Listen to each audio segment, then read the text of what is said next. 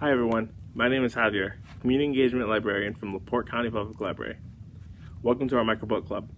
Today I'm going to read an interesting passage from Suzanne Collins' book, Catching Fire. This passage is interesting because it explores a situation that a lot of us have been in, as well as the feelings associated with it. This scene is happening immediately after the games begin and Katniss, Peeta, Finnick, and Mags have fled to the forest.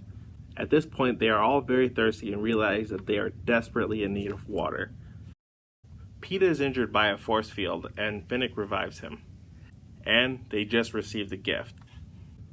If you'd like to follow along on this passage, it's going to be in chapter 20 on page 292.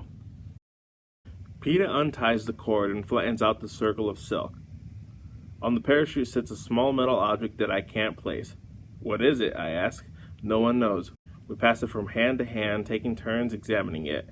It's a hollow metal tube, tapered slightly at one end. On the other end, a small lip curves downward. It's vaguely familiar. A part that could have fallen off a bicycle, a curtain rod, anything really. Peeta blows on one end to see if it makes a sound. It doesn't. Finnick slides his pinky into it, testing it out as a weapon. Useless. Can you fish with it, Mags? I ask. Mags, who can fish with almost anything, shakes her head and grunts.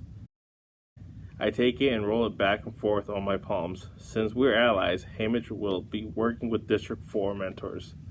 He had a hand in choosing this gift. That means it's valuable, life-saving even. I think back to last year when I wanted water so badly, but he wouldn't send it because he knew I would find it if I tried. Hamish's gifts, or lack thereof, carry weighty messages. I can almost hear him growling at me. Use your brain if you have one. What is it? I wipe the sweat from my eyes and hold the gift out in the moonlight. I move it this way and that, viewing it from different angles, covering portions and then revealing them, trying to make it divulge its purpose to me. Finally, in frustration, I jam one end into the dirt. I give up. Maybe if we hook up with beady or wires, they can figure it out. I stretch out, pressing my hot cheek on the grass mat, staring at the thing in aggravation. Peeta rubs a tense spot between my shoulders and I let him relax a little. I wonder why this place hasn't cooled off at all, now that the sun's gone down. I wonder what's going on back home. Prem, my mother, Gail, Madge, I think of them watching me from home. At least I hope they're at home, not taken into custody by thread, being punished as Cinna is, as Darius is, punished because of me, everybody. I begin to ache for them, for my district, for my woods. A decent woods with sturdy hardwood trees, plentiful food, game that isn't creepy, rushing streams, cool breezes, no cold winds to blow stifling heat away. I conjure up such a wind in my mind, letting it freeze my cheeks and numb my fingers.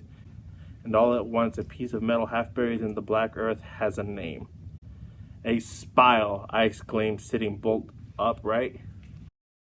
Interesting. So, thinking about this passage, I'm thinking of the idea of determination, and I can imagine being to the point where you want to quit at something, but you persevere, and are rewarded for it. Has there ever been an instance in your life where maybe you had to persevere, or maybe you were really close to a finish line and you finally crossed it? Or maybe some of you might be taking finals now at the end of this long, difficult semester and are feeling some of the overwhelming feelings Katniss was feeling. I'm interested to see some of the sort of answers you come up with. Leave the answers in the comments below. And if you'd like to be entered into a chance to win a free copy of Suzanne Collins' book, The Ballads of Songbirds and Snakes, then head on over to our Catching Fire escape room using the link in the description. Thanks for watching. Have a great day.